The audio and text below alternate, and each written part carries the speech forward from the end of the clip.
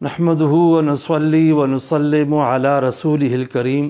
ماہ ذی قعدہ عظیم مہینہ ہے اور یہ احترام کے مہینوں میں سے ایک مہینہ ہے۔ اس میں جو بھی عبادت کی جائے اللہ تبارک و تعالیٰ اس پہ زیادہ ثواب عطا فرماتے ہیں، لیکن ماہ ذی قعدہ کی کوئی عبادت متعین نہیں ہے سوائے ایک عمل اور عبادت کے، اور وہ ہے روزہ رکھنا۔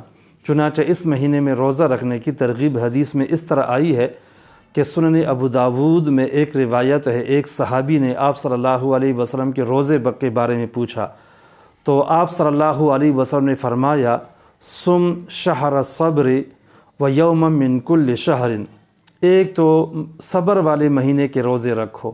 صبر والے مہینے سے مراد رمضان کا مہینہ ہے، رمضان کے مہینے کے روزے رکھو۔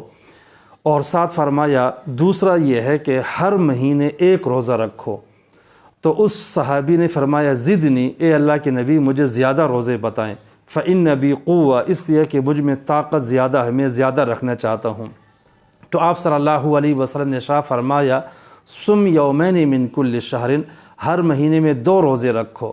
اس صحابی نے پھر عرض کیا کہ اللہ کے رسول زدنی، مجھے زیادہ بتائیں، فإن بی قوہ، اس لیے کہ مجھے اللہ نے طاقت دی ہوئی ہے۔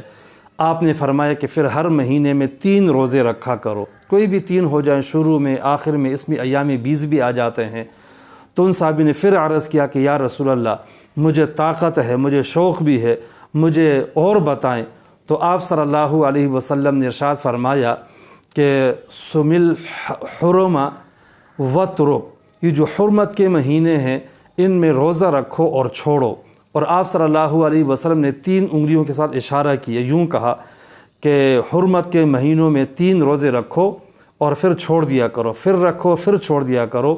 مقصد یہ ہے کہ ذوالقعدہ، ذوالحجہ، محرم اور رجب، ان مہینوں میں خاص طور پر ذوالقعدہ کی بات چل رہی ہے، ذوالقعدہ کے مہینے میں 3 روزے رکھو، پھر درمیان میں چھوڑ دو، پھر روزہ رکھو، پھر چھوڑ دو، اس طرح روزے رکھتے جاؤ۔ آپ صلی اللہ علیہ وسلم نے اس کی ترغیب دی۔ معلوم ہوا کہ ذوالقعدہ کے مہینے میں روزہ رکھنا یہ بھی مستحب عمل ہے اور اللہ تبارک و تعالیٰ اس پہ ثواب زیادہ عطا فرماتے ہیں۔ روزے کے علاوہ کوئی خاص عمل اس مہینے میں ثابت نہیں ہے۔